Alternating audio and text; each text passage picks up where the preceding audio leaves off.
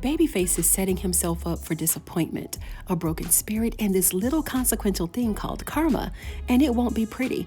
On the latest episode of All the Queen's Men, we missed something between Babyface and Quincy, and I'm gonna tell you what it is. And I don't know, maybe some of you have also noticed, as I have, that all of Babyface's actions are birthed out of fear.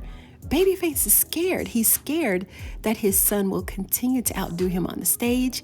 He's scared that his peers are going to continue making fun of him because his son makes more money than he does. He's scared he's going to lose his edge with all the ladies because his son is getting more attention. And this is bothering him so much that he even went to Madam with an ultimatum. And this fear is forcing him to stay inside of this comfort zone. And Babyface has spent so much time in this comfort zone that he's not willing to change. He's afraid to.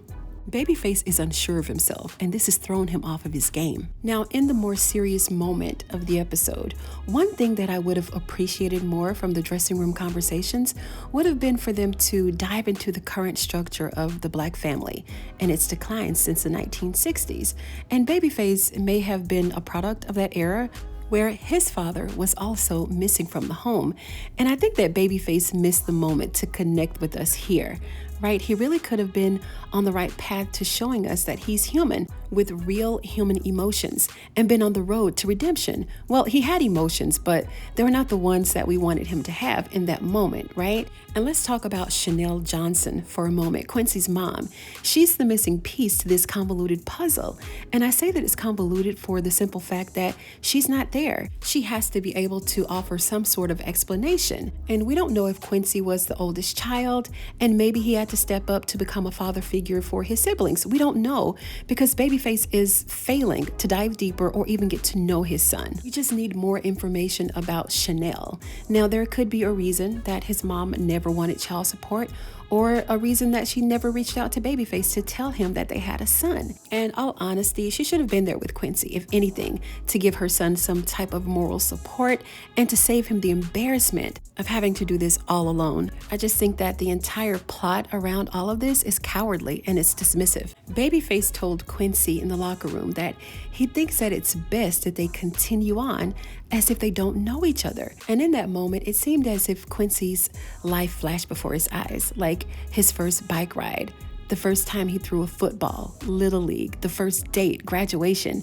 He didn't ask Quincy how he was doing, if he had a place to live, none of that. Even though Babyface is shacking up with Tandy, he showed no concern for Quincy's well-being whatsoever. Now, granted, we don't know if Quincy had a father figure in his life. This is a piece of the storyline that's conveniently missing. But I do know that we are early on with this revelation, which leads to the story playing out in a number of different ways. The jealousy that Babyface is carrying right now is like a cancer. He'd rather just get rid of his son, pretend that they never knew each other while his blood is running through his veins. That's so inhumane, and that's not attractive at all. If Babyface had a valid reason for disowning his son in public, like allowing himself to digest the news first, let him get used to it, or if he was just doing it for his safety, then I could understand because that's normal, but that's not the case here. And Quincy is just like Babyface. He's gorgeous, he can dance, he likes to work out, he's charming, and the fact that he went to great lengths to prove that Babyface is his father proves that he has ambition to some degree, right? Why not be subtle with this young man, whether he's your son or not, and just have a man-to-man with him? Like, go order your own paternity test, but you're too immature for that, right? You're too blinded by your own insecurities and your jealousies that it's leaving you no room to man up and just do the right thing. Karma is on its way, y'all, and Babyface is he's gonna be left high and dry. And I don't think that we as an audience is gonna give a fuck. Like, we're not gonna care. We have to realize that when fathers are absent from the homes, the children pay twice. They pay once in love and once in loss. Children without fathers are statistically more likely to face economic instability, struggle in school, and maybe have all kinds of legal troubles.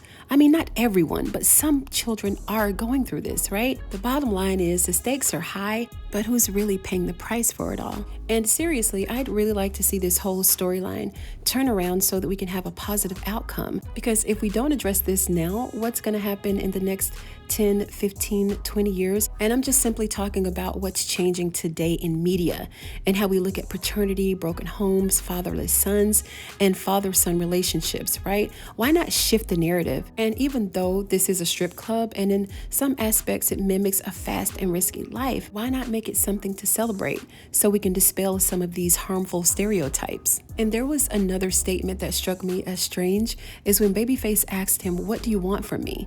And Quincy didn't say back child support. He didn't say that he wanted to come and live with him.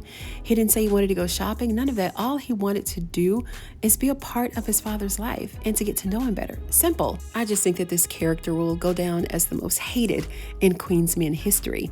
It's by far the most horrific relationship or potential relationship that a father could have with his son that I've ever seen, except in Power with Tariq and Ghost. But at least he knew his father. This storyline has sparked this trending online discussion, and it's symbolic of where we stand today with fathers being absent from the home. Just remember that there is a story behind every decision that we make and every conversation that we have. And I just hope that Babyface simply needs time to digest all of this and get over his anger, then be able to transition to the next phase in a healthy relationship with Quincy. So yeah, that's what I think that we've missed from this scene, is that Babyface is just a scared little boy, because I'm sure that Babyface also has a story. And I'm not excusing anything that he's done or said as far as Quincy is concerned, but there is a reason that he's doing all of this. And one of those is he's acting out of fear. Thanks for tuning in today, you guys, and I'm going to see you on the next one.